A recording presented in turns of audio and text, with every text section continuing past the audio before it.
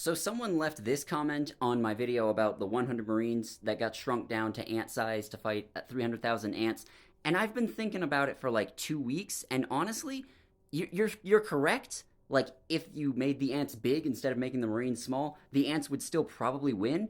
But I think the Marines have a better chance of coming out on top if the ants grow.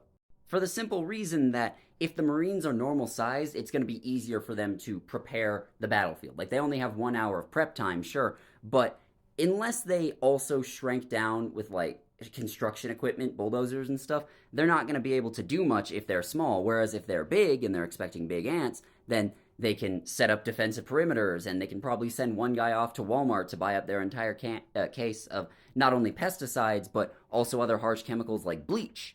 And ants are almost completely dependent on their sense of smell, not only to navigate the world around them, but to communicate with each other. So if they just spread bleach and pesticides and stuff around the perimeter, yeah, that would probably kill a couple of ants, but also it would confuse them, and they would probably start attacking each other. I'm not enough of an expert on ants to know if that's how it would work, but I think they could get confused enough to start attacking each other.